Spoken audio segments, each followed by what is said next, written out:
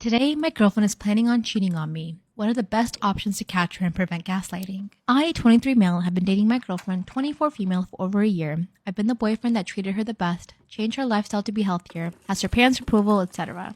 She used to get abused and lied to in previous relationships. We are now away on a business trip, and we are staying at a hotel, which happens to be in a state her ex-boyfriend from 3 relationships ago lives at. As said, this is a work trip, and I will need to leave the hotel for a few hours, and she has the entire place to herself. She has the option of accompanying me to my job out here, but has opted to stay at the hotel. Skipping forward, she's texting her ex, who she changed the contact name for on her phone, and they've already planned on meeting in the evening today. They will be meeting at the hotel that we're staying at. I'm not sure what my options are. My original plan is to let them meet and catch up in the hotel together, but when that happens, what next? Do I beat up her ex-boyfriend? Do I yell at her for cheating? Do I just act casual and say I came back to pick something up? The issue is, we're still here for 4 more days after, and her parents are expecting me to take care of her on this trip, so I can't just kick her out. I'd have to hear some BS sob stories for the next 4 days of her trying to find a way to make it seem like she wasn't cheating. The other issue is that if the ex bails and they don't meet up.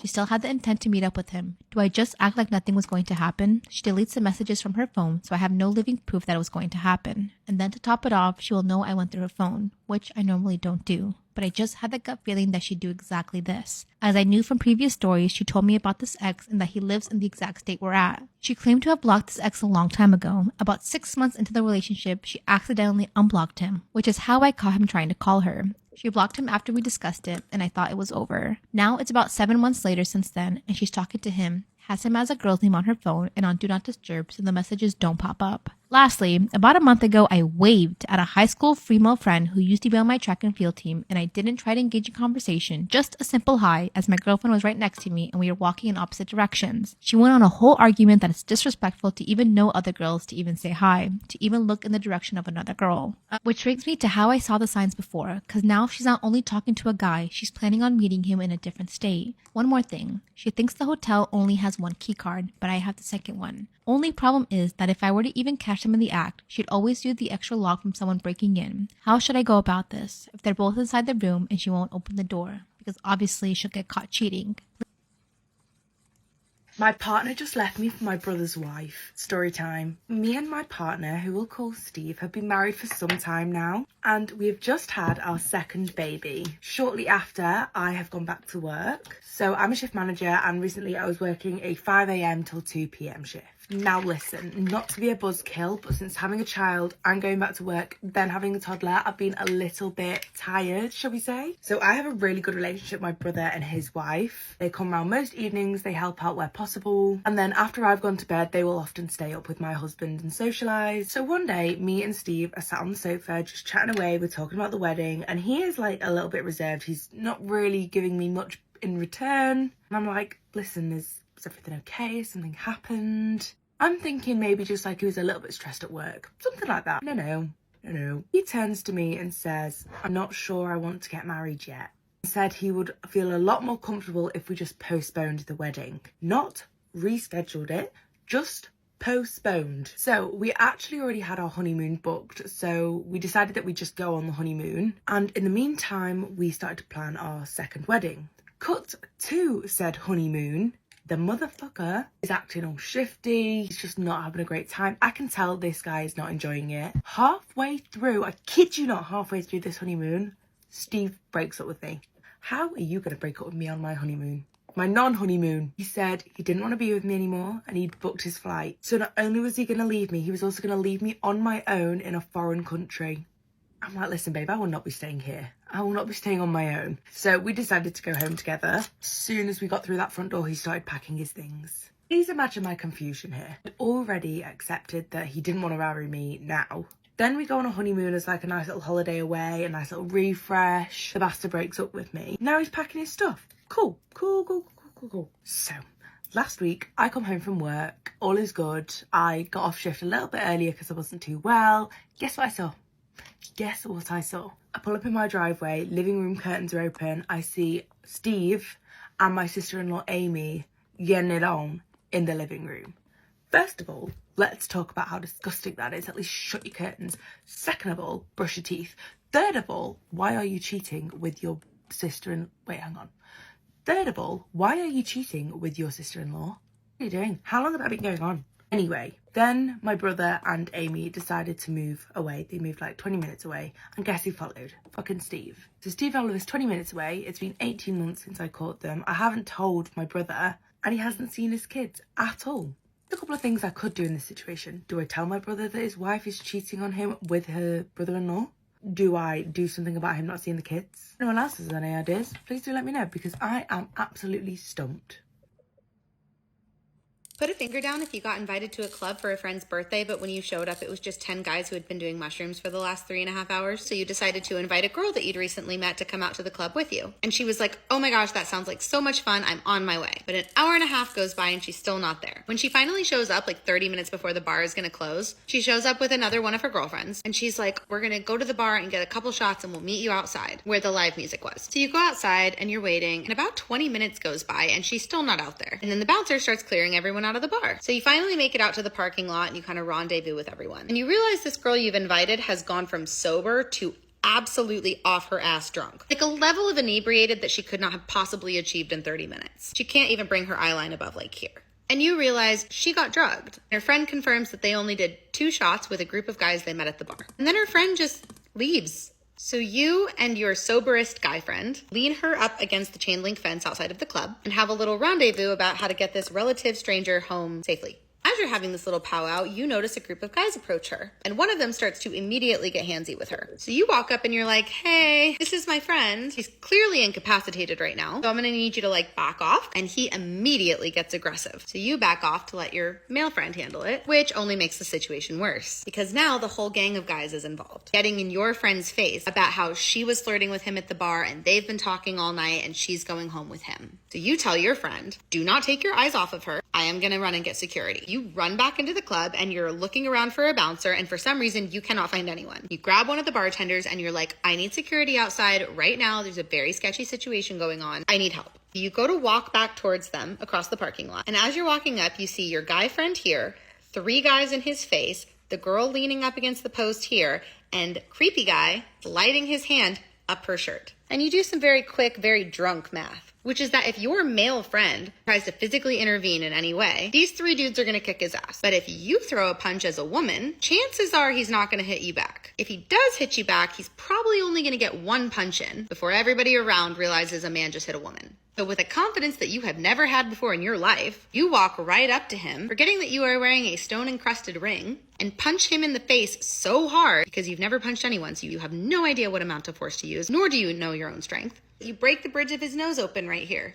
And his 3 friends just kind of stand there in shock for a second. He stands there in shock for a second. And then he whips out his phone to call the police on you for assault. And he's like, what's your full name? And you start to tell him your full name. And then you feel your friend's hand go.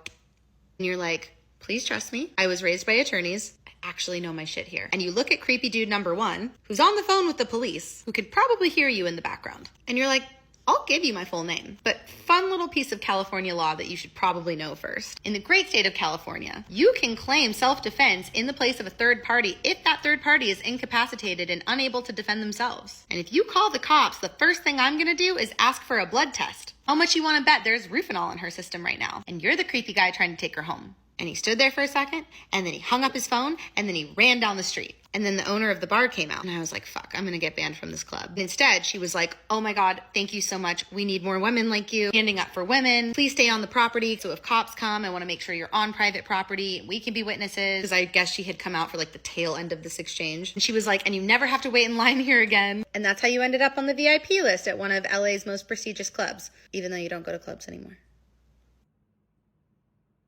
No matter where I am in the world, I like to find the richest part of town and just hang out. One day I was in LA and I decided to go to this really bougie coffee shop. And when I got there, there was a store next door where there was a line outside. And the line was so long that it was blocking the coffee shop. So I go up to this guy and I ask him, hey, what's going on over here? And he says, oh, it's the Zadig and Voltaire sample sale. It's about to open up. So I was like, you know what? I'm not doing anything. I might as well get in line. I'm in line and the woman in front of me is on the phone. And based on the words that she's saying, I can tell that she works in real estate. So she's like, yeah, just call your lawyer. They should be able to sort this out for you. Well, yeah, anytime I call Tim, like he just knows right away, like he handles it pretty fast. I can send you his number. Actually, I'll send you his number and he'll take care of it straight away. It'll be really fast. And while she's on the phone, a woman gets in line behind me. And one unspoken rule in LA is if you make eye contact with somebody in line, they will start a full-blown conversation with you. Now, at the time, I didn't know this rule, but by now I have learned. Start chatting, and this woman casually mentions like, oh, I'm on the board for the Women's Health Organization for Ultimate Gymnastics. She goes, we're having a meeting next week. You should come. We're always looking for new people. So I'm like, oh yeah, sure. You know, what day? Let me check my calendar. But the woman in front of me, she hears this and she's like, oh, you know, my friend Sally Mae is also in that organization. So the woman behind me goes, oh, Sally Mae. Yeah, she's so great. I mean, we love her. She actually put on the event that we had last week. She's really good at planning. And the woman in front of me goes, yeah, actually, I met her through the organization that I'm in because I'm on the board for toothless teenagers with cardiac conditions. So the lady behind me is like, oh my gosh, you know, I went to one of your events last spring. It was so great, so great. Meanwhile, I'm standing in between them like, oh yes, yeah, what a great organization. Oh, they're doing such great work. They really are. So the doors open and we get to the front of the line. They can't let everybody in at the same time. You know, they have to do it like periodically. So we get to the front of the line and the people that work at the building, because it wasn't a physical Zadig and Voltaire store, but the people that work there recognize these women. And they're just like, hey, you know, saw you last week. How's it going? Yada, yada. So that day I learned that rich people have lawyers on call at their fingertips, whatever they need. And they also treat serving on organization boards as if it's another hobby. And last but not least, just because you got money does not mean you need to pay full price. Go to that sample sale. So basically, she finds the nail in the car, right? And they're heading somewhere. So her husband hops into the car and she's like, is there something you need to tell me? And he's like, no, what are you talking about? All I need to tell you is that you need to turn this AC on. And she's like, no, be for real. Like, there's something you need to tell me. And he's like, I don't know what you're talking about. And she's like, I found something in your car. And he's like, what? I'm not following. And so she shows him the nail. She's like, whose nail is this? And he's like, yours. Doesn't even really look at the nail. Just immediately goes, it's your nail. And she's like, I wear acrylics. I go to the nail shop to get my nails done. What do you mean these are my nails? They're not my nails, you know? And he's immediately like, dude, what are you talking about? She's like, is there something you need to tell me? He's like, there's only 2 people in this car ever. It has to be your nail. And she's like, I don't know what you're saying. This is not my nails.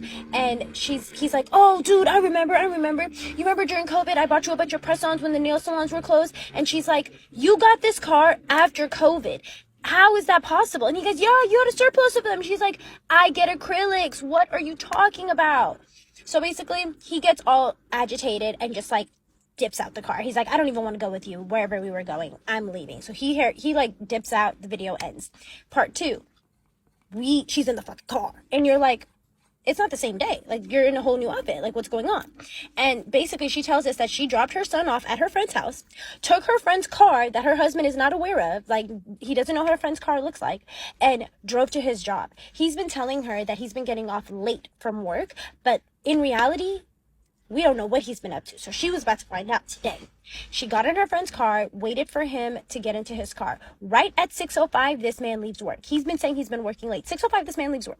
She's like, what the hell is going on? So she starts following him, right? She texts him. He doesn't respond. She follows him to some like grocery store, right? And she mentions that the grocery store is on the opposite side of town from where they live. And she's like, what the heck? What are we doing over here? He comes out about 15 minutes later and he has roses or like some type of flowers in his hand. And she's like, oh my God, you guys, I think he's buying me flowers because he's been so mean to me lately. Like, oh my God, I can't even believe this, And she's like, let me just like follow him. You know what I'm saying? He better be heading back to my house.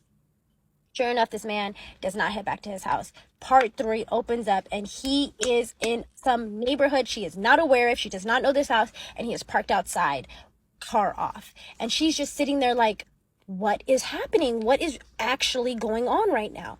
So basically, a few moments later, the man hops out, goes inside of the house. Not only does he go inside the house, he uses some type of code that he's aware of on the garage door and just walks right into the house, and the door closes behind him. And the video ends with her breaking down, being like, what the hell is going on? And now we are all desperately waiting for an update, and that was 3 hours ago.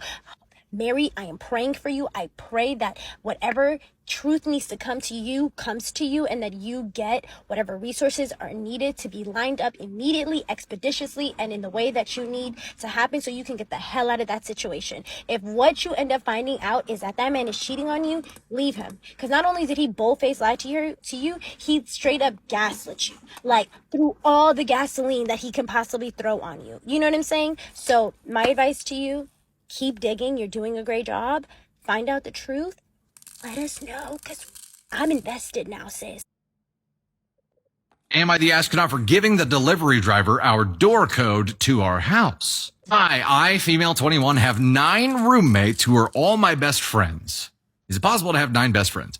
We live in a college house together, but all have our own rooms. Our rooms all have door codes, but we share the kitchen and bathrooms. All of us get along really well and are very close. We have rarely had disagreements before now. In our college town, it is super safe. I know a lot of people who never lock their doors because they don't need to. We lock our door, but I wouldn't feel unsafe if we didn't. Anyways, on to the issue. Tonight, I was too exhausted to get up out of bed to make dinner, and I plan on ordering DoorDash. I thought about it, and since my room is the first by the front door, there was no reason I couldn't just give the Dasher our front door code and have them bring it directly to my room. It is barely any extra work for them and would make it much easier for me because I wouldn't have to get up and go get the food when it got here. I made sure to tip extra for them going out of their way to help me and to put the drop-off instructions and door code in the comments before ordering. Anyways, flash forward to my food's arrival. The Dasher comes in our house and gives me my food and leaves. It went just as smoothly as I expected. One of my roommates watched him leave and came in to ask me who he was. I explained the situation to her, and she became furious and started screaming at me. She said a lot of really hurtful things and told me she wished she didn't live with someone who has no regard for other people. I always try to be nice and considerate to her and my other roommates, and I also tipped the driver really well, so I'm kind of lost on how I was inconsiderate to either party. I feel like she's completely overreacting. It was another student who was our driver. We have cameras by our door, so many people don't lock their doors, and the man literally only came to my room, which means he didn't step foot in any of the rest of the house or near her room. I literally told him in the comments only to go to my room and gave him my room number so he'd know exactly where to go. She is acting like we don't all have guests over sometimes or bring random men home we meet at the bar. We all agreed we were fine with others bringing home drunk men we meet at the bar. Why is it worse when I let a sober one quickly come in to bring me food? It is my house just as much as it is hers, so I think I have just as much of a right to invite people in as my roommates do. I just don't understand why she is acting like this is such a big deal and being so rude about it. I really can't see why I would be wrong but wanted to get Reddit's opinion because she is really insistent that I was wrong. My other roommates are split. One of them texted and said it wasn't a big deal, but the others also feel that I'm wrong. So, am I the astronaut? Info, I don't lock my door, so he was able to just walk into my room himself and hand it to me. I didn't have to get up. Update. My roommate who yelled at me, Megan, and her best friend are still not speaking to me, even though I apologized and came around, but everyone else is. Making one mistake shouldn't be the end of a friendship, so I'm sure they will both come around. I think it was a lot harder to admit to myself that I made a stupid mistake last night because I felt insecure when all of my roommates turned on me. I am working on it. Megan called the landlord last night and had him come and change the code, so that's not a worry anymore. We also had a house-wide meeting and have made a list of definite rules and things that need to be run by each other so something like this doesn't happen in the future. I'm really sorry for my actions, and I'm going to work to be more aware in the future. Am I in the wrong for potentially sending my birth mom and Nana to jail? For some context, I, 24 female, am an adopted Black and broke college student who's trying to do their best to raise their 8 biological younger siblings. My birth mother was not capable of raising me and my siblings, so I was adopted at the age of 3. During my childhood, we did not have contact with my biological mother. All of my siblings prior to COVID were taken away from her at some point in time before their 2nd birthday, and most of our biological fathers were never in the picture because she didn't know them. However, after years of no contact with her, my bio mom, 43, reached out to us. My younger siblings and I were separated my entire childhood, considering the big gap that we all have. A few months ago, my bio nana, 65, who happens to be a recovering alcoholic, decided to get drunk on Mother's Day and had a heart attack the following day, which led to her getting open heart surgery just recently. Now let's keep in mind, my bio mom has had 10 kids, having her first child at 18, and has lost custody of all 9 of her older children.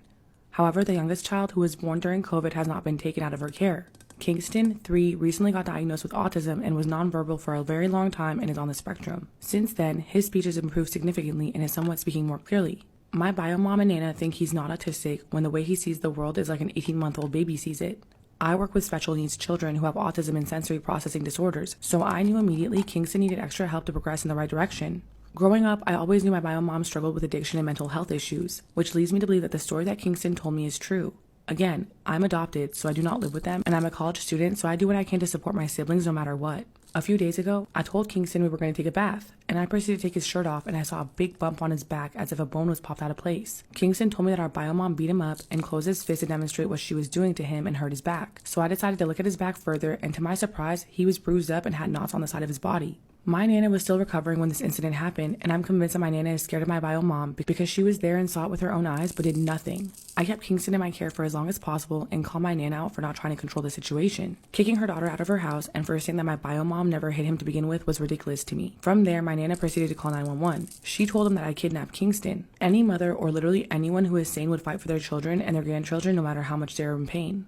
Granted, my Nana had surgery, but she was able to move and walk around. Not only that, she called 911 on me, her granddaughter, to say that I kidnapped him when she could have called 911 to tell the authorities her daughter was beating on her child. Words were said, hands were thrown, and everything went left with my bio mom, and because she's on drugs, she doesn't even remember hitting him and claims that I'm lying on her, and that Kingston was just playing with markers in her makeup. Any sane person would know that a child cannot ride on their back, and having bumps on their body such as this does not come from makeup and markers. Since then, Kingston has not been back to my house, but he's being well taken care of by my auntie. She was granted temporary custody until I graduate college. We go to court in October. I don't feel bad about how I reacted to my biological mother at all, but as far as my Nana goes, am I in the wrong for going off on her knowing that she is not fully recovered from her surgery yet?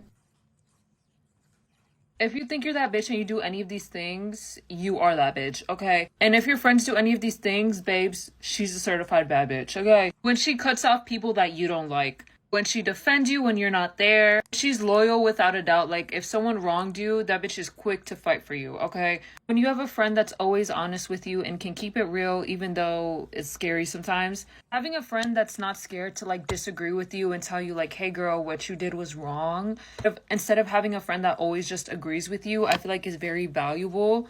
When you have a friend who won't judge you, like, you can literally tell her all your deepest, darkest secrets and she won't make you feel like shit about it or judge you and be like, Like, she's literally your safe space. Like, that is one major green flag. When you can talk about everything but nothing at the same time. When you guys can, like, literally sit in silence and it's, like, not awkward, or you don't feel like you guys have to have a conversation all the time. When they have a quality that you don't and you can, like, learn a lot from them. Like, you're literally becoming a better person by being friends with them. When they take photos of you without even asking, like, they have the best candid photos of you, green flags, okay? When they're a good listener and, like, they know what you don't like, they know, like, everything about you, everything that you want to talk about, they're there to listen. Like, it doesn't even matter. You could literally talk about your dog and that bitch is gonna be like, oh my god. Like, when they can handle being alone. Like, when they have no problem just hanging out by themselves. When they're not the type of people to hang out with, like, a group of people that they generally, like, don't like, but they're just hanging out with them because they don't want to be alone. Like, I honestly hate that type of person. When they're vocal about how they feel. Like, they could say that you mean a lot to them and their actions will match their words. Like, they will do things to show how much they care about you. Mukbangs have gotten hella weird recently. I was scrolling on my For You page and this girl comes up and she's eating these like Chipotle burritos.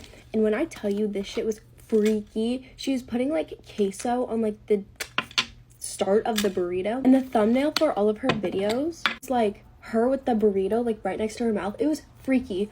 But that wasn't even the weirdest part. Go onto her account and there's like hundreds of videos with her with these like freaky thumbnails. But the worst part is in her bio it says like God first or like Jesus or something like that, and I'm just like, what? Like, are you trying to cancel it out or something? Like, I just thought that was so weird. Like, all the thumbnails are like super weird and freaky, like not intended for a mukbang audience, and then she just has like God first or something in the bio. The whole point is like, I feel like all mukbangs have been getting a little freaky.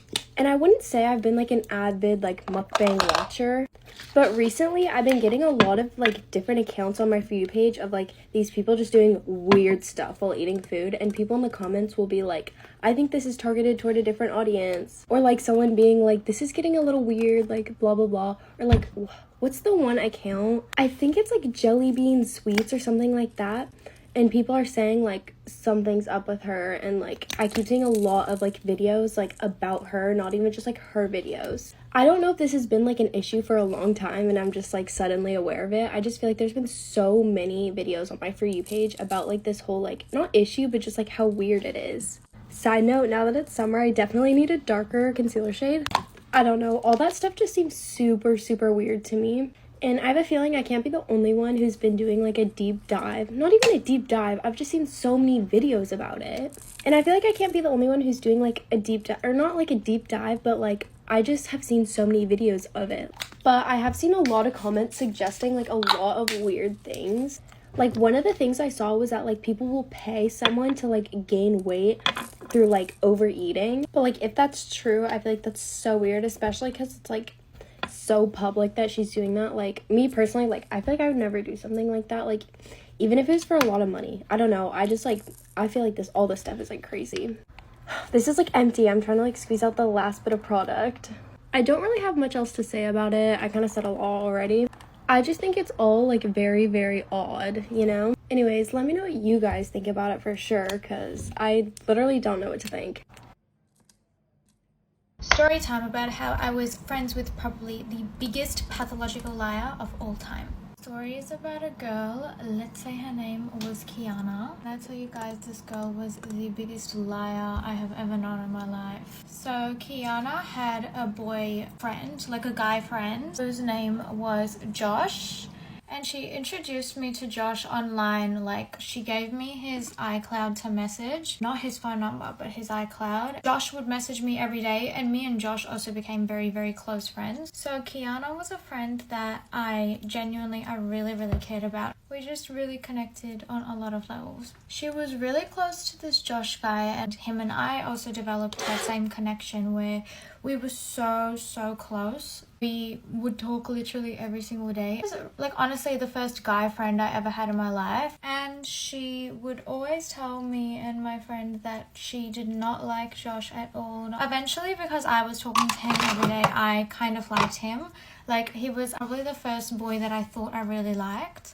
He would always tell me things like I was so beautiful, and no one really ever made me feel that way before. I was so young, and also I didn't look good as a kid. But also keep in mind that I was literally 12, so my parents weren't going to allow me to go out and see a guy or anything. So Kiana kept pressuring me because she had a feeling that I liked him. She kept pressuring me, asking me if I liked him. I told her I did like him, and she turned around and she said to me that he was hers, and like she actually did like him and she wanted to be with him and stuff. That was completely fine. I probably cared about Kiana more than I cared about Josh. Like, she was my best friend. Josh would still flirt with me and call me beautiful. He'd even say some dirty stuff.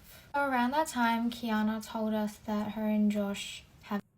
I'll just tell you guys a couple facts about Josh. Lived in the nicest house on her street. Supposedly had like 8 bedrooms. It was pretty wealthy, obviously. He went to our school's brother school, but in a year level above. Maybe like 5 or 6 months into mine and Kiana's friendship, her and Josh start dating. She is at his house every day, or he's at her house every day, and she's skipping school nearly every day to go to Chatston Shopping Centre with him. So after they started officially dating, he stopped flirting with me. Actually became a bit rude to me. He just always put me down. Anyways, then a couple months later, they broke up and he became flirty to me again. And they broke up when she started dating this guy named Adrian from her dance school. And he followed me on Instagram because her and I were really close. I still remember exactly, but Adrian had 14 followers and he was super hot, like really hot. This was like literally the night before the last day of school in year 7.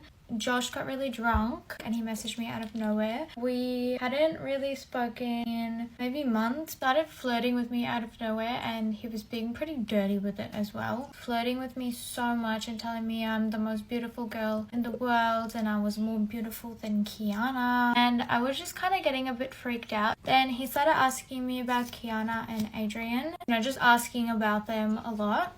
So his questions slowly transitioned from asking about Kiana and Adrian to asking about me and Adrian, and also me and him. He was asking me which one out of the 2 of them I would rather give a to, like him or Adrian. I literally told him I feel extremely uncomfortable. Can we stop talking about this now? And then he was like, yeah, I'm so sorry. And then completely stopped flirting with me. Then he started talking about how he really missed Kiana and he didn't mean anything that he was saying when he was flirting with me. I'm not really his type and all of that, but he was mainly saying that he really missed Kiana and he wanted her back. And while he is messaging me, Kiana is at a dance class with Adrian. history in. My makeup is completely out of order, but I just remember this line. I have to put it in here. Her and Josh got back together. Anna hadn't got her period for a few weeks after she was meant to get it, and she was convinced that she was pregnant with